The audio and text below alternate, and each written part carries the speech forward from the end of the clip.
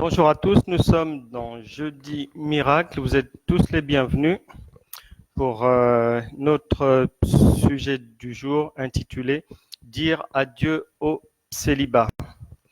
En effet, avant-hier, on était dans un procès, le nôtre, le procès de tout le monde. Chacun est maintenant avisé que en permanence, nous sommes jugés sur tout ce que nous faisons durant notre vie terrestre.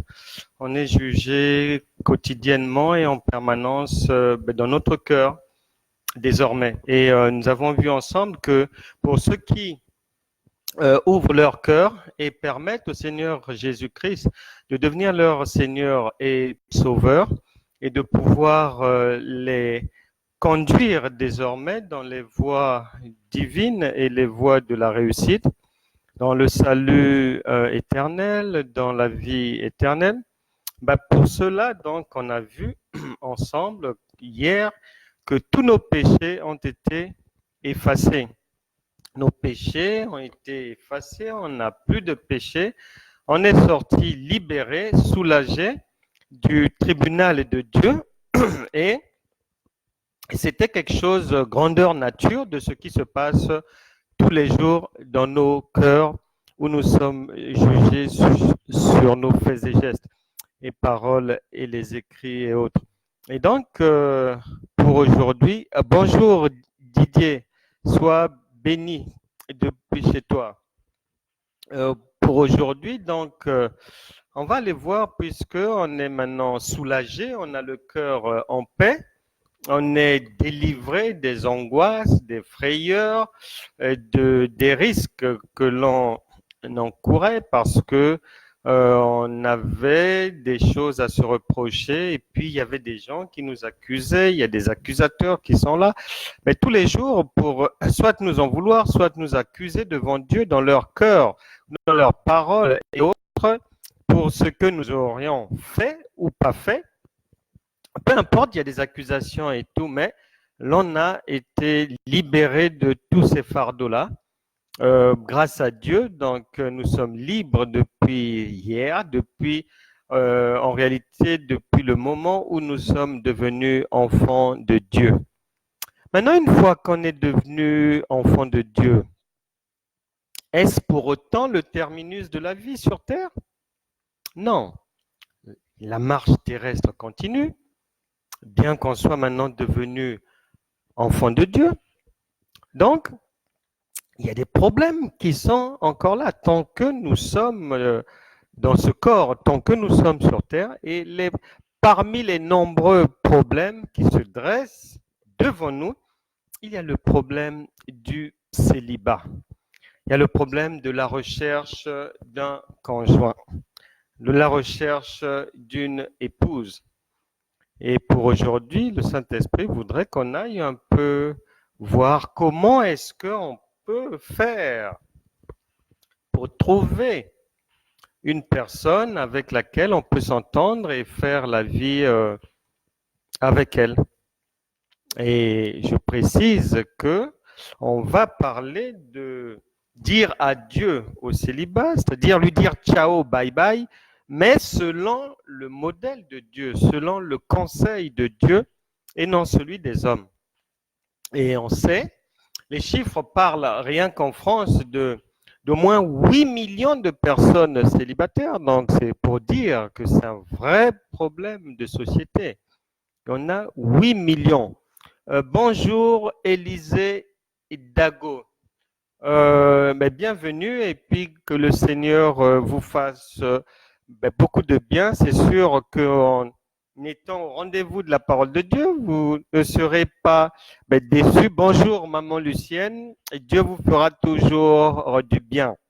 Donc notre sujet du jour, je disais que c'est comment dire ciao, bye bye au célibat. Parce que c'est un vrai sujet de société, il est partout, le célibat on le retrouve dans la société, dans le monde. On le retrouve aussi parmi les enfants de Dieu. Donc, c'est un vrai problème et aujourd'hui, on va y faire face pour essayer, avec le conseil de Dieu, par les méthodes de Dieu, donner des conseils afin que ceux qui veulent sortir de cette posture-là puissent avoir l'orientation adéquate pour être bien aiguillés vers une personne de leur choix, ou bien pour ceux qui ont déjà donné ou débuté un engagement, que cela puisse bien se passer. Et puis, s'il y a des ajustements à faire, que notre parole d'aujourd'hui puisse permettre à tout un chacun de remettre les pendules à l'heure, de réajuster les choses. Bonjour Constant, sois béni. Et en ce qui concerne donc le célibat, tout le monde sait. Même ceux qui ne connaissent pas Dieu savent que Dieu a dit dans sa parole qu'il n'est pas bon que l'homme soit seul. Il n'est vraiment pas bon que l'homme soit seul. Et le Seigneur a même dit, deux valent mieux qu'un. Et c'est pas pour rien parce que lorsque, par exemple, on a des soucis, on a des problèmes, lorsqu'on est deux, sur nos épaules et dans la tête, le poids est allégé par rapport au moment où ces choses-là peuvent arriver, ces épreuves-là, ces problèmes vont arriver et puis qu'on est seul. C'est lourd à porter. Des fois, il y a des problèmes vraiment qui vous surchargent la tête, qui vous empêchent d'être réactif, d'avoir un bon rendement au travail, de pouvoir vraiment bien éduquer les enfants et tout. Donc, lorsqu'on est deux, c'est toujours mieux que d'être seul. Maintenant, dans la manière de sortir d'un célibat, le monde a ses méthodes. Et nous avons nos méthodes dans le royaume de Dieu, inspirées par la parole de Dieu. Et l'une des premières choses à retenir, Genèse chapitre 2, les versets 22 à 24, dès le verset 22, on stipule clairement que c'est l'homme qui va vers la femme. C'est l'homme qui va vers la femme. Alors, mesdames, si vous avez l'habitude, si vous avez pris les habitudes de société, de courir après les hommes, ou bien de faire des beaux yeux, des clins d'œil, d'aller parler, il n'est peut-être pas interdit d'avoir la pensée dans son cœur et de prier parce que Dieu est capable. Il a dit que si l'on fait de lui nos délices, il nous donnera ce que notre cœur désire. Donc, il sait lire dans nos cœurs. Donc, la Bible nous apprend que ce n'est pas à la femme de faire le pas vers l'homme. Quiconque s'hasarde à faire ainsi, c'est peine perdue. Dieu n'y sera pas, puisque Dieu ne se renie pas. Donc, si vous avez déjà fait cette chose-là, si vous avez pointé quelqu'un en ayant été la première personne des deux à parler et que vous êtes une femme, sachez que vous êtes mal barré. Parce que Dieu a dit que ce n'est pas à vous d'aller vers l'homme, c'est l'homme qui doit aller. La Bible déclare que l'homme quittera son père et sa mère, s'attachera, donc il va aller vers la femme, et les deux deviendront une même chair. Et la Bible dit Proverbe n'a pas dit celle, celui qui trouve une femme trouve le bonheur. Donc il faut vous démarquer du mode opératoire du monde qui consiste à mettre l'égalité partout, à tout bout de champ, dans tout et n'importe quoi. Mais si vous faites ça, sachez que vous sortez de la marche par la foi. Et Dieu ne sera pas avec vous. Il ne va pas vous accompagner. Puisqu'il a dit que c'est l'homme qui doit faire la démarche. Maintenant, si vous, madame, vous avez flashé pour quelqu'un, serrez cela dans votre cœur, priez, dites à Dieu, Seigneur, voici le Jules que je voudrais avoir comme époux. Et Dieu qui lit dans les cœurs est capable. Si cet homme peut vous rendre heureuse demain, ben, il va aller lui parler. Il peut lui parler la journée, il peut lui parler la nuit, il peut lui parler directement, il peut lui parler par personne interposée. Et aussi, il faut savoir, il faut que cet homme soit chrétien. Voilà aussi un problème. Dieu a dit qu'on ne mélange pas Christ et Bélial. Le monde apprend que non, tout le monde peut se mélanger et tout. Non, chez Dieu, c'est rendre à César ce qui est à César et ce qui est à Dieu est à Dieu. Il n'y a pas de mélange possible. Sauf dans les cas où les deux personnes sont devenues enfants de Dieu étant non-croyants, deviennent enfants de Dieu. À partir de ce moment-là, le royaume de Dieu va les prendre en charge pour harmoniser les choses, pour mettre les choses en ordre. Ou bien, les deux sont devenus enfants de Dieu. Non, l'un, ils se sont mariés païens, l'un des conjoints est devenu enfant de Dieu. À partir de ce moment-là, le ciel, le royaume de Dieu va assister la personne afin que l'autre puisse rejoindre l'autre dans le royaume de Dieu. Vous lirez dans le livre de Ruth, chapitre 3, verset 18. Lorsque Boaz arrive là où se trouvait Ruth, Ruth va aller faire un compte rendu chez sa belle-mère, Naomi. Ruth chapitre 3, verset 18. Naomi va lui dire ceci. Tranquillise-toi, reste calme, que ce monsieur-là, il ne se donnera pas du repos tant qu'il n'aura pas réglé ce problème avec toi. Voilà. Voilà la confiance en Dieu que Dieu va faire. Ce n'était pas à Ruth d'aller parler à Boaz, non. Il s'est confié à sa belle-mère. Et sa belle-mère lui a dit, reste calme. Dans nos coutumes, tu ne peux pas faire le premier pas. Mais nous croyons en Dieu, que Dieu ne va pas lui donner le sommeil tant qu'il ne va pas venir vers toi. Et la Bible nous montre clairement que Boaz est tombé amoureux au point d'épouser Ruth. Donc, il faut savoir faire confiance à Dieu, que Dieu peut tout faire, même si la personne vit dans un autre pays. Si vous êtes une femme, si vous avez flashé, ce n'est pas à vous de dire la première phrase, les premiers mots, ni à faire tourner vos yeux pêle-mêle pour que la personne puisse vous remarquer. Non.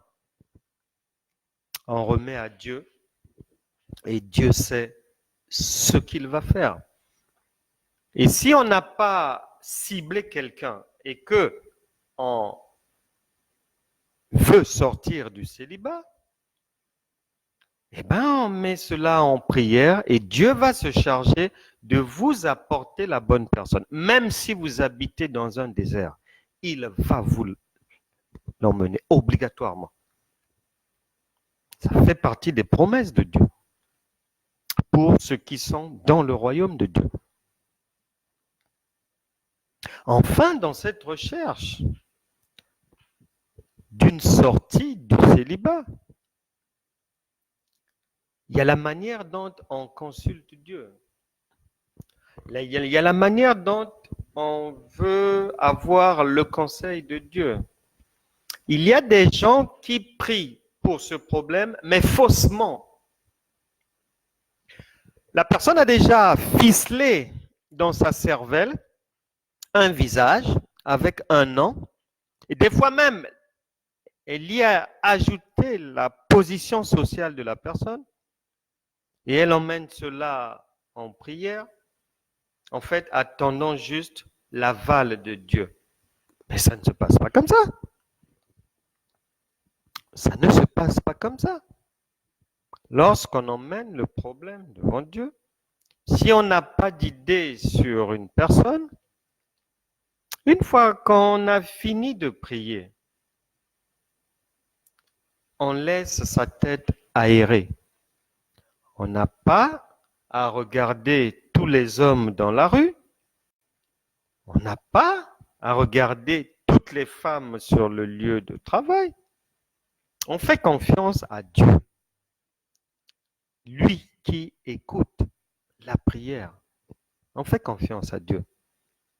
Et lui va se charger d'emmener non pas une personne, mais la bonne personne. La bonne personne.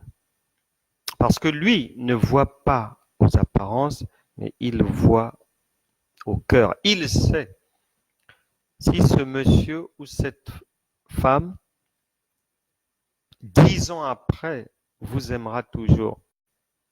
Il sait si ce monsieur, si un jour vous tombez malade, même 15 ans après, il sait si le monsieur ne va pas vous abandonner pour cause de maladie.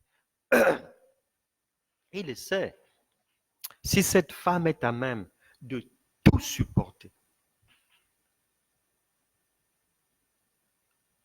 Il sait. Il va vous emmener quelqu'un qui va vous accompagner jusqu'au bout, peu importe les situations, dans la maison ou à l'extérieur de la maison. Et en cela, il va vous apporter quelqu'un qui est véritablement fidèle. Il y a un bel exemple de vie pour tout le monde, je pense. C'est l'exemple de Madame, l'ancienne première dame de Côte d'Ivoire, Simone Gbagbo. Dans le danger, dans au péril de sa vie, sous les bombes, les bombardements, elle pouvait laisser son mari et puis aller se mettre à l'abri quelque part. Mais elle est restée jusqu'au bout, allant jusqu'en prison par fidélité. C'est ce genre de personne que Dieu va se charger de vous apporter, qui ne peut pas, peu importe la situation, peu importe le danger, peu importe la misère, les saisons difficiles, la personne sera toujours là. Son oui est un oui et son non est un non. Aucune variation, comme Dieu.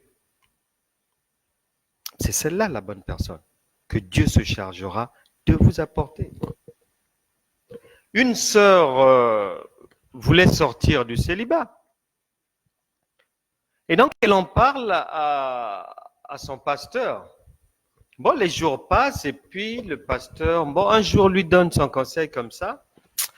Lui dit, si c'est le frère que je vois là, je ne sais pas, mais je ne le vois pas avec toi. Je ne sens pas ça.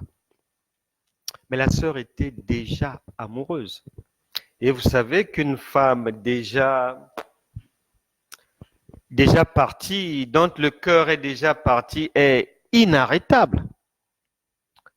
Pratiquement. Il y a des exceptions, mais vous savez bien qu'une femme amoureuse est une fusée déjà lancée. Et donc, elle va ne pas s'occuper de ce que son pasteur dit. Mais ses copines, la plupart de ses copines aussi vont tenir le même discours. Ah, celui-là? Non, non, non, non, non, non, non, non, non. On ne le voit pas avec toi. Laisse. Mais la sœur, plus les gens lui conseillaient de prendre ses distances, plus l'amour grandissait dans le cœur de la sœur, et elle va dire aux gens, à son entourage, que Dieu a dit que c'est celui-là.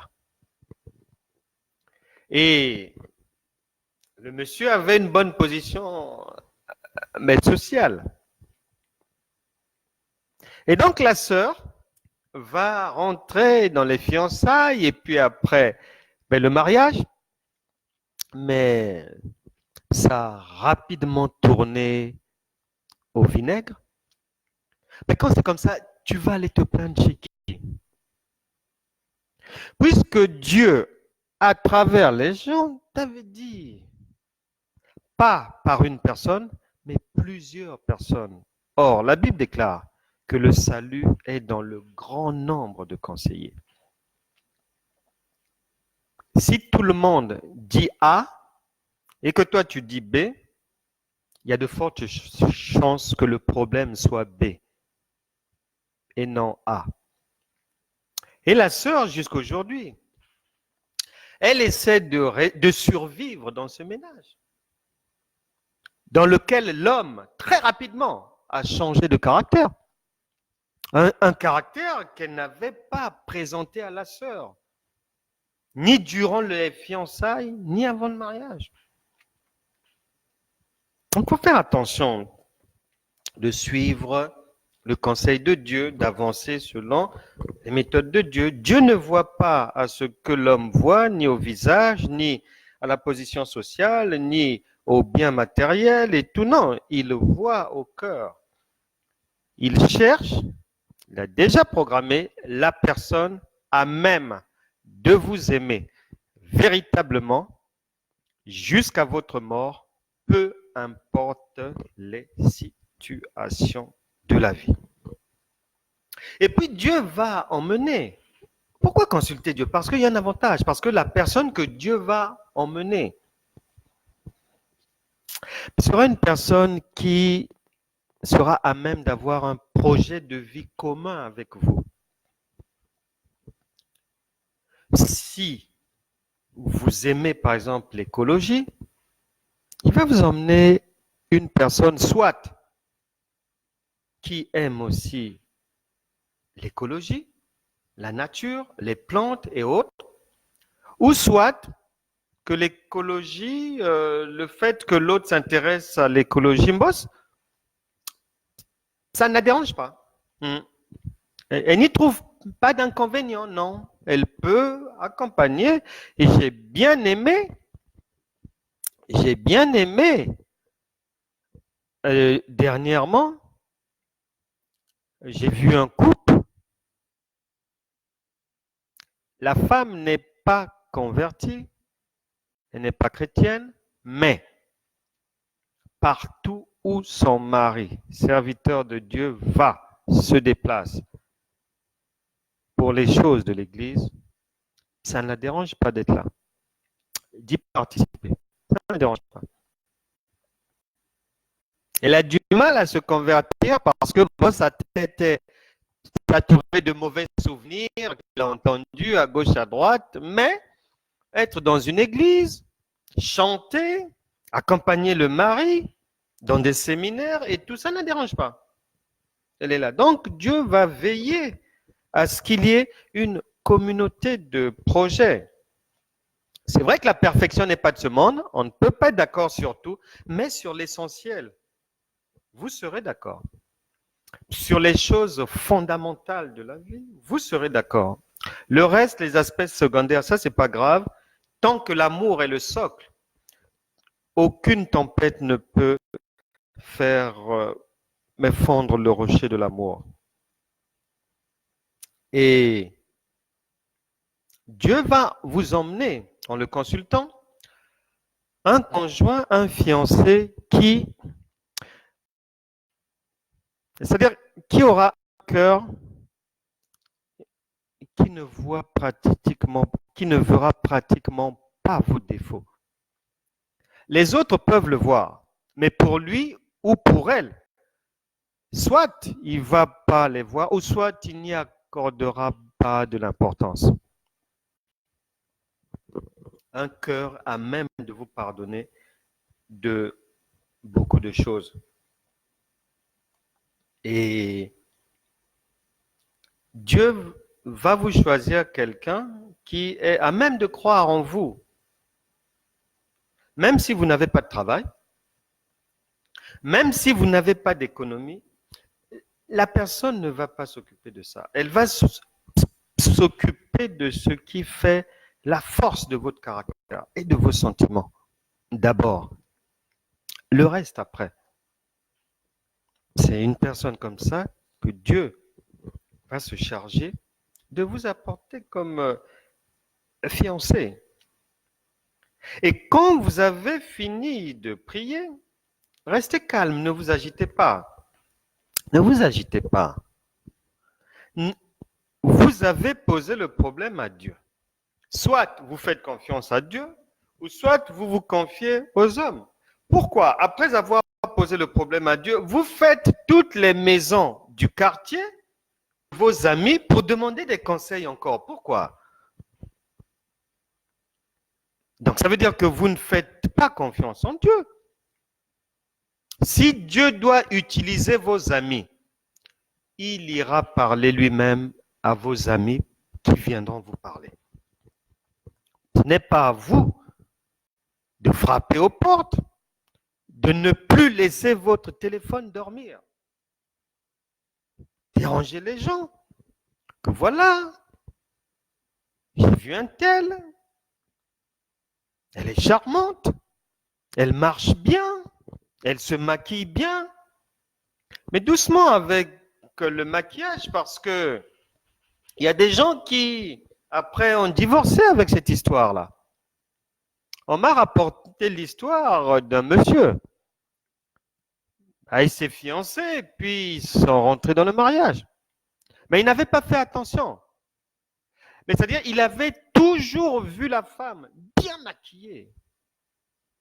Bien maquillée. Durant les fiançailles, quand ils sont rentrés dans le mariage. Mais très rapidement, le jour où il l'avait vue un matin sans maquillage, le cœur s'est vidé de ses sentiments, complètement. Donc, attention au maquillage. La beauté que vous voyez, c'est un emballage. L'emballage peut faner, l'emballage peut tremper, tremperie sur l'emballage. Beaucoup de choses, avec les mèches, les tissages, les ci, cela, des cheveux rouges, bleus, on ne sait plus. On est perdu là-dedans, complètement.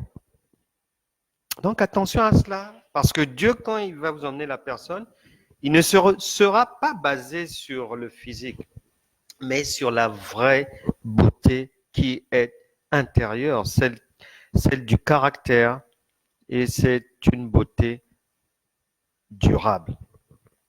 Et quand Dieu va vous emmener se fiancer, qui va vous permettre de dire bye-bye au célibat, mais retenez que la personne que Dieu va vous emmener, il ne vous en apportera pas une autre après la période des fiançailles. C'est-à-dire, Dieu vous apportera, si Dieu vous conseille quelqu'un, même s'il est à pied, ma sœur, même s'il n'a pas de voiture, ne t'occupe pas de ça. Suis le conseil de Dieu seulement parce que Dieu seul connaît dans 5 ans combien vous aurez de véhicules dans votre parking. Dieu le sait. Et le conseil de Dieu, quand il envoie un fiancé, est définitif. C'est à vie. Matthieu, chapitre 1, versets 18 à 20. Bel exemple. Dieu nous montre la voie à suivre.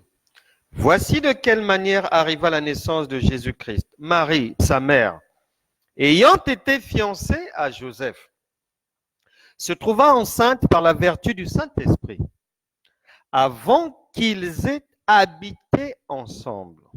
Point. Joseph, son époux. Ah ben voilà.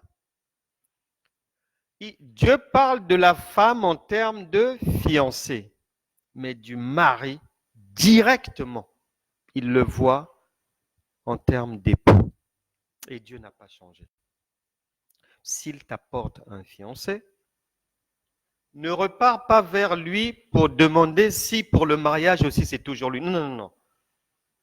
Chez Dieu, fiançailles, c'est début du mariage. Ça commence là.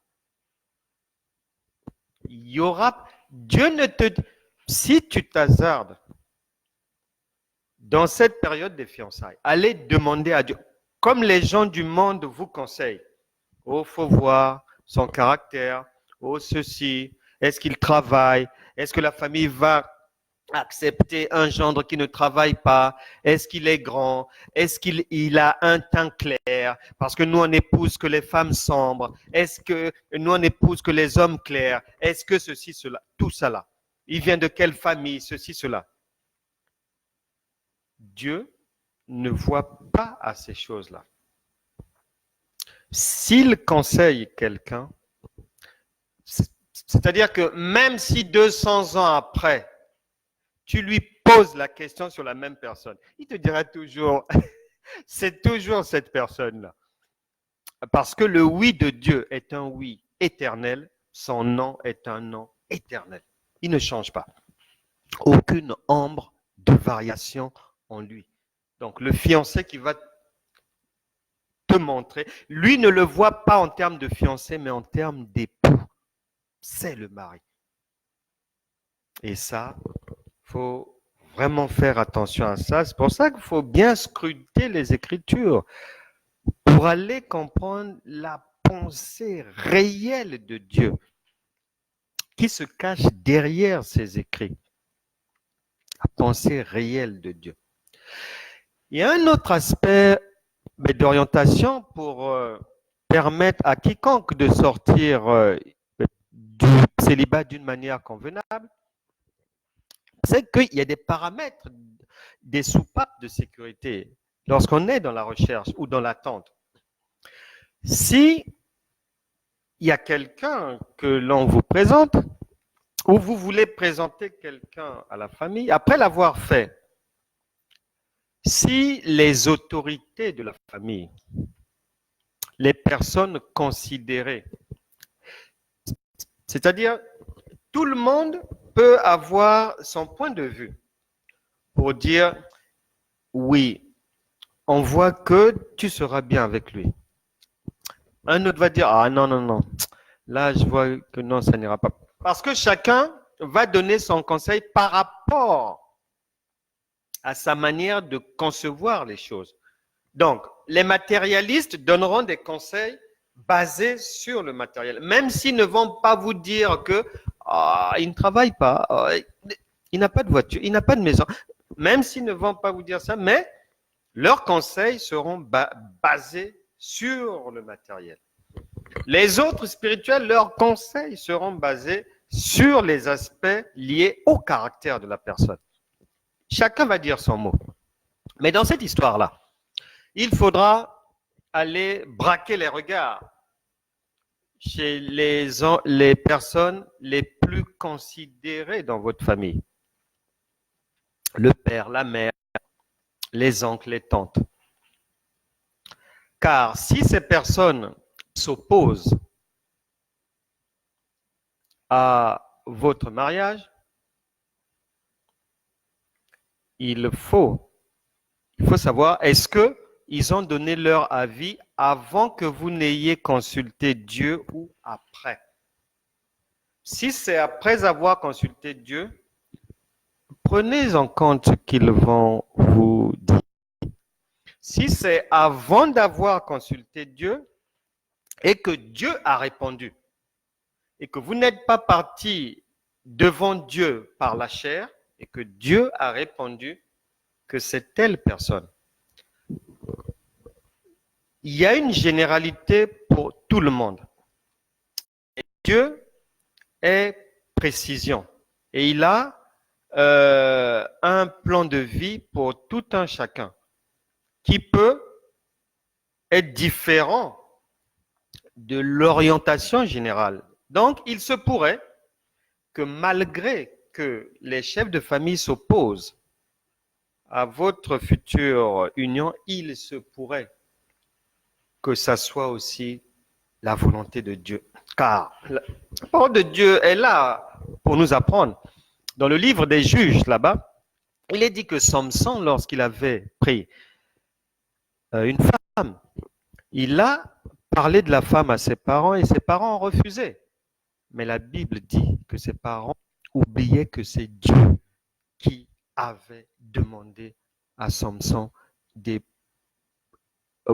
cette femme. Maintenant, là où la chose peut vous aider dans le questionnement, c'est que si Dieu fait une telle exception pour vous, soyez sûr de la raison pour laquelle Dieu fait cette exception.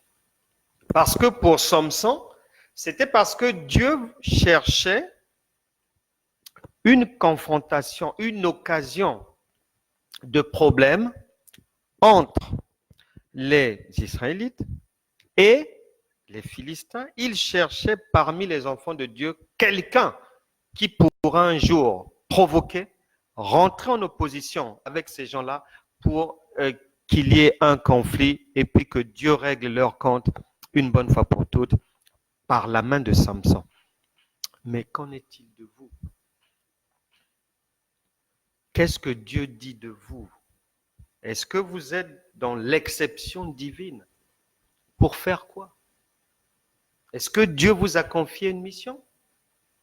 Est-ce que Dieu vous a confié un ministère particulier?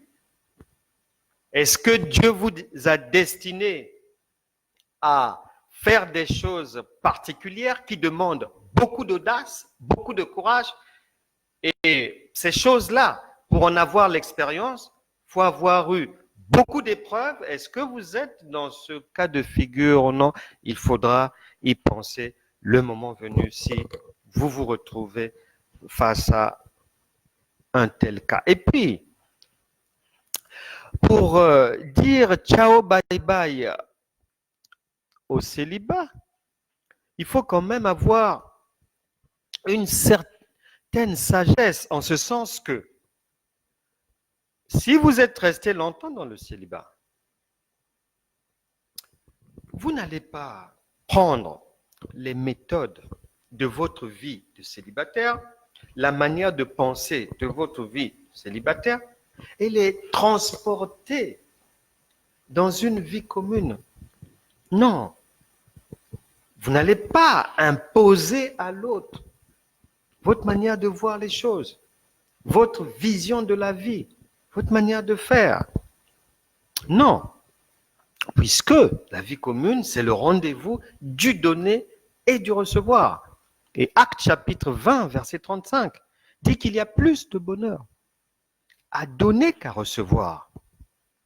Donc, si vous rentrez dans les fiançailles en vue du mariage avec l'idée de chercher le bonheur, Dieu dit non. C'est plutôt avec l'idée de rendre l'autre heureux. Et c'est en faisant cela que vous aurez le bonheur. Vous aurez le retour, l'ascenseur. Et Dieu veillera à cela. Pendant que vous étiez célibataire, vous êtes peut-être originaire de l'océan Indien ou asiatique. Et on mange le riz chez vous habituellement tous les jours, parfois même 3 fois par jour. Maintenant, si vous épousez une personne qui n'est pas originaire de cette histoire-là, de votre région, de vos coutumes et autres, il faudra s'adapter quand même. Il faudra lâcher du lest. Vous n'allez pas lui imposer le riz matin, midi, soir, non. Quelqu'un n'a pas grandi dans ça. Quelqu'un ne connaît pas ça. Vous n'allez pas lui imposer votre manière de voir les choses, non. Non, pas du tout.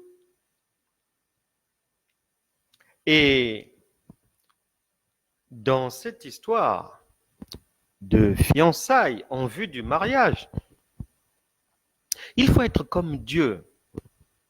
Il faut avoir le cœur de Dieu. Il faut avoir la perception divine en soi.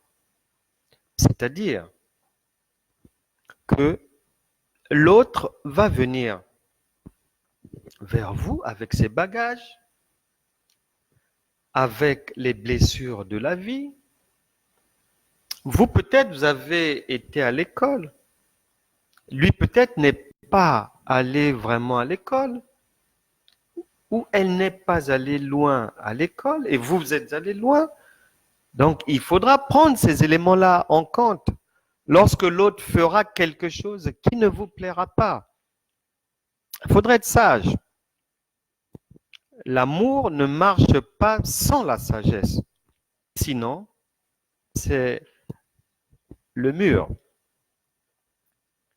Il faudra tenir compte de ce que l'autre a vécu dans son enfance. Il y a des choses qui nous influencent, qui nous suivent à vie souvent. Dans son adolescence, les échecs passés, il y a des traumatismes qui sont restés. Donc, toutes ces choses-là, il faudra les prendre en compte pour juger l'autre. Prendre en compte le caractère de l'autre, les goûts. Et un peu de sagesse de ne pas avoir le réflexe, l'habitude de parler de vos ex avec la nouvelle personne. C'est vrai qu'il y a des gens, ça ne leur dit rien. Vous pouvez parler de vos ex, raconter des choses. Eux, vraiment, ils sont comme ivres, ils ne sentent rien, ça ne leur dit rien. Mais tout le monde n'a pas le même caractère. Chaque être humain est particulier, donc la plupart des gens, ça va les déranger. Donc, il faudra savoir que vous n'avez pas à le faire. Si on vous offrait des roses là-bas, mais il n'est pas dit que là aussi, il faut que ça commence obligatoirement par les roses. Non. Ça viendra en son temps.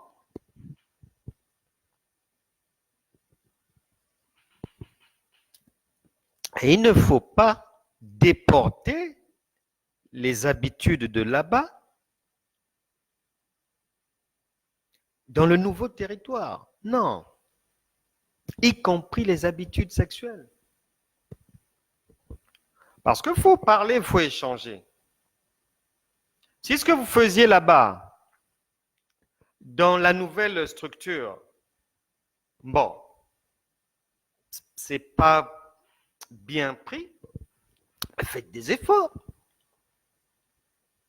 Parce que si vous voulez seulement retrouver une ou un qui accepte et qui fonctionne comme là-bas,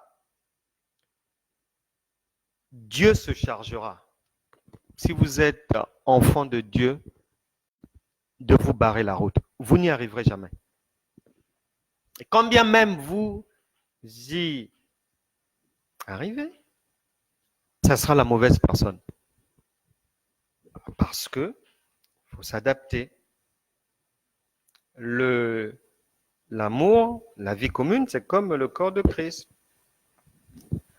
Plusieurs membres d'un corps. Donc il faut plusieurs éléments dans la vie commune pour que la vie puisse aller de l'avant. Et c'est pour ça, lorsque le canevas de l'amour nous est dressé par Dieu dans 1 Corinthiens chapitre 13, lorsqu'il est dit que l'amour ne voit pas le mal, l'amour ne juge pas, l'amour n'accuse pas et tout. Il s'agit de la personne que Dieu t'a emmenée. C'est la personne que Dieu t'a emmenée. Mais si ce n'est pas Dieu qui l'a emmené, il n'y aura pas ça.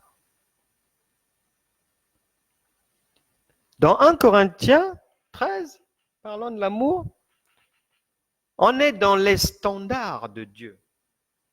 On n'est pas dans le folklore. On est dans les standards de Dieu. La personne que Dieu va t'emmener, elle ne te jugera pas. Même tes défauts, elle ne verra pas. Elle ne verra pas.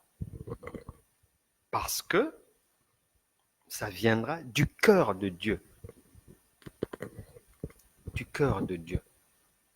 Et dans cette recherche de l'autre, il y a un aspect aussi à ne pas négliger. Bon, une femme ou un homme veut sortir du célibat. Il n'est pas interdit. Vous prenez une feuille, vous mettez les critères de ce que vous voulez, comme conjoint, le caractère, les habitudes et tout, vous mettez. Moi, ma feuille avait 31 critères. J'avais présenté à Dieu 31 critères de la femme que je voulais, venue du cœur de Dieu. J'ai déposé, j'ai prié, j'ai déposé, j'ai dit Seigneur, voilà, mes désirs sont là. Mais à partir du moment où j'ai fait ça, je n'y pense plus. Parce que je fais confiance à Dieu. Je n'y pense même pas. Parce que si j'y pense la journée, je vais commencer à penser à une sœur comme ça, à un tel, et je vais la voir la nuit en songe, et je vais croire que c'est celle que Dieu me montre. Non. C'est Satan qui me la montrera. Non. Donc, quand c'est comme ça, il ne faut plus y penser. Le dossier est sur la table de Dieu. Vous n'y pensez plus. Vous faites confiance par la foi. Ça se fera. Dieu va l'emmener. Maintenant, il faut avoir à l'esprit que dans les 31 critères là, Dieu ne m'apportera pas les 31 critères.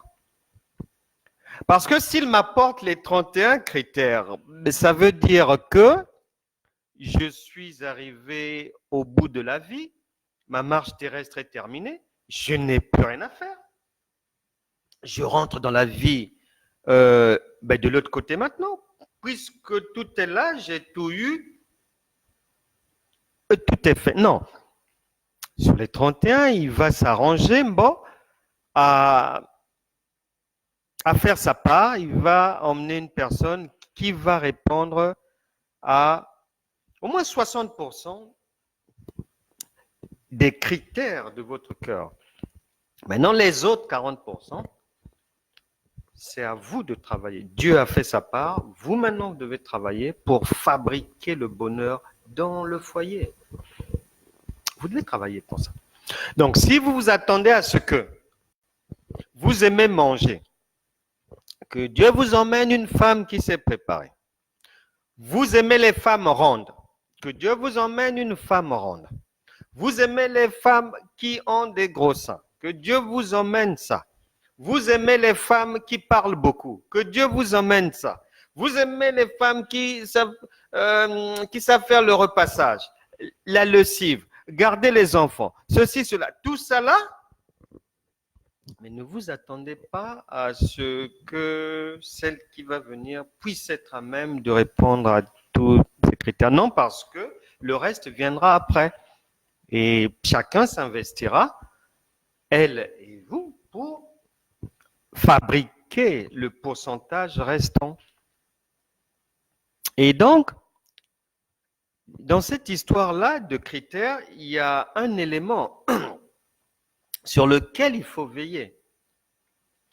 Le futur fiancé ou la future fiancée doit veiller. Est-ce que je demande à Dieu quelqu'un qui a déjà eu des enfants ou quelqu'un qui est sans enfants? Parce que si vous n'avez pas l'habitude des enfants, si vous n'avez jamais eu des enfants, ou bien si votre cœur n'est pas un cœur qui peut supporter le bruit des enfants, les pleurs des enfants, les questionnements des enfants, la présence des enfants. Donc, ne demandez pas un conjoint, une conjointe qui a des enfants.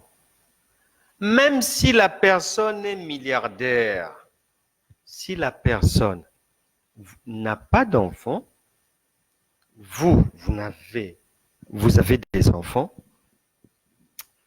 il y a de fortes chances que ça finira par des problèmes. Donc, il faut être sage.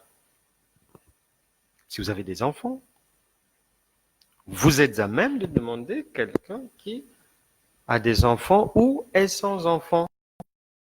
Et Dieu se chargera de vous emmener quelqu'un qui pourra aussi aimer vos enfants ou que vous pourrez aimer ses enfants. Il faut veiller à cela. Et avant de se lancer, il faut aussi, parce que les gens aiment accuser les autres, rejeter les torts sur les autres. Il faut les entendre lorsqu'il y a la séparation. L'autre est le diable. Tout est rejeté sur l'autre, non. Il faut faire attention. La Bible déclare, 2 Corinthiens chapitre 13, verset 5, examinez-vous vous-même. Avant que je ne me lance, est-ce que je suis délivré? Est-ce que dans ma famille, il n'y a-t-il pas des liens du divorce? N'existe-t-il pas des liens du célibat chronique? On doit observer, on doit examiner, on doit passer en revue sa famille, lignée paternelle, lignée maternelle. Est-ce qu'il y a eu des mariages? Est-ce qu'il y a eu des divorces? Divorce. Après combien d'années ils ont divorcé? Parce qu'il y a des familles, on peut vous permettre de vous marier, mais après 5 ans, il y a le divorce. D'autres, c'est après 7 ans, il y a le divorce. D'autres, c'est après 12 ans, il y a le divorce. Bon, à quoi bon aller se lancer si ces choses-là ne sont pas déracinées? Ça ne sert à rien. Donc, on doit s'examiner soi-même pour savoir si la voie est libre, si familialement je peux.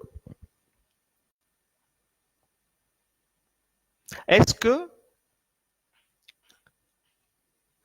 chez nous, on arrive facilement à concevoir? Voilà des choses sur lesquelles chacun doit méditer avant de se lancer. Parce que vaut mieux faire son nettoyage avant d'entrer dans quelque chose. Parce que si le nettoyage n'est pas fait, un problème non traité est un problème non traité. Si le nettoyage n'est pas fait, dedans là-bas, même 1 an après, même 3 ans après, même 8 ans après, ça va s'effriter. Donc il est sage, lorsqu'on est enfant de Dieu, de bien s'examiner afin de ne pas accuser l'autre après. Afin de ne pas voir le diable uniquement chez l'autre. Non. Vous devez vous-même vérifier quels sont les bagages que vous transportez. Chacun doit s'examiner. Afin, le Seigneur a dit, venez à moi, vous tous qui êtes fatigués et chargés, et je vous donnerai du repos.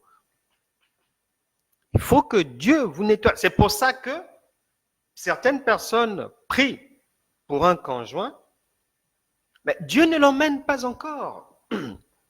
Parce que le nettoyage n'est pas fait. Ça ne sert à rien que Dieu l'emmène tant que le soubassement n'est pas nettoyé.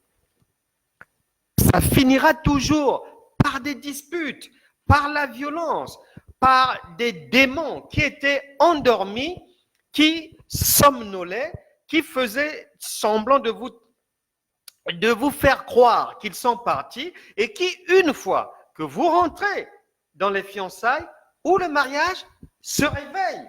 Et là, c'est l'explosion, ça ne sert à rien. Ça ne sert à rien. Donc, on doit veiller à s'examiner. Il n'y a pas que les aspects sociaux visibles à l'œil nu, non. Il y a l'intérieur à nettoyer et avant tout, ça c'est fondamental. Parce que à quoi ça sert d'avoir une belle maison, une bonne situation, d'aller se marier pour que ça explose 3, 4, 5 ou 10 ans après, ça ne sert à rien, ça rime à rien. Il est dit qu'un homme averti en vaut deux. Donc il y a lieu que chacun s'examine bien pour voir s'il y a des choses à faire partir. Une femme issue d'une famille où les gens ont le démon de la colère. Mais la colère n'est pas finie en toi. Ne prends pas le risque. Allez te fiancer. Ne prends pas d'abord le risque d'aller te marier. Il faut que cette colère parte. Ces démons de la colère soient liés et chassés d'abord. Sinon, c'est du travail pour rien. C'est un beau mariage de nul effet. La Bible déclare, ne travaillez pas en vain. Donc, il faut veiller à cela. Et je sais que le Saint-Esprit qui est en chacun de nous est là pour aider tout le monde. Et j'ai la ferme conviction que Dieu va faire de grandes choses et que ceux qui veulent sortir du célibat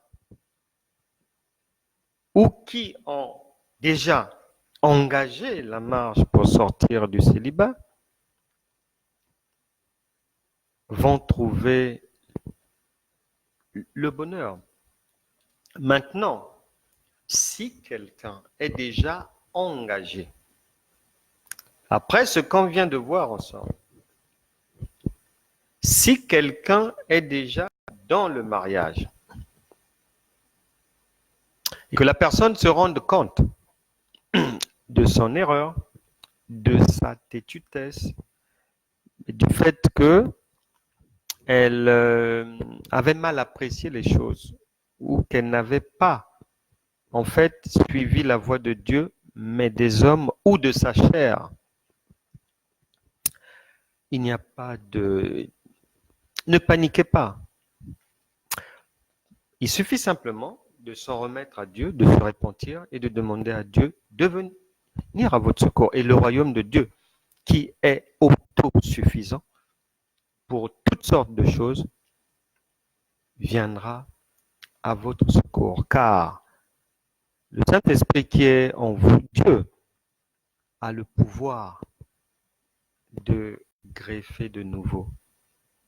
Il a le pouvoir de redresser ce qui est courbé. Le royaume de Dieu n'est pas un royaume de la confusion, n'est pas un royaume de la honte. Dieu vient toujours à la rescousse de ses enfants et redore toujours leur blason tant que les cœurs sont tournés vers lui. Que Dieu vous bénisse vraiment. Et j'ai vraiment le sentiment que les gens vont vivre de très belles choses et je pense actuellement à cette dame de la soixantaine. Elle est dans la soixantaine. On s'est vu, c'était au mois de mai dernier, fin mai, début juin, et en parlant, elle était venue me voir, on parlait, et la dame va m'inviter, elle va me dire qu'elle m'invitait à son mariage qui avait eu lieu en septembre dernier. Et elle me demandait si je savais pourquoi est-ce qu'elle m'invitait à son mariage. J'ai dit non. Et elle me disait que c'était un mariage particulier. Et ce jour-là, j'étais joyeux toute la journée. J'ai glorifié le Seigneur parce que elle s'est mariée en septembre dernier après 28 ans de célibat. Dieu est capable. Peu importe les années de célibat, peu importe la situation, avec erreur ou pas erreur, avec crainte de se lancer ou sans crainte, peu importe, avec raillerie, confusion, honte, disgrâce, peu importe. Nous allons prier pour que ce que Dieu a fait pour cette dame qui a rejoint les liens sacrés du mariage en septembre dernier, que Dieu le fasse aussi pour vous et que votre entrée dans le mariage et que votre foyer vive des choses merveilleuses qui ont déjà été préparées d'avance pour vous. Et je crois que Dieu va agréablement surprendre chacun et que vous n'aurez pas besoin d'attendre 28 ans, mais comme cette dame, mais que Dieu va venir à votre secours, mais dès aujourd'hui, en vous orientant d'une manière exceptionnelle, d'une manière divine. Prions le Seigneur. Seigneur, merci pour ta bonté. Nous croyons en toi.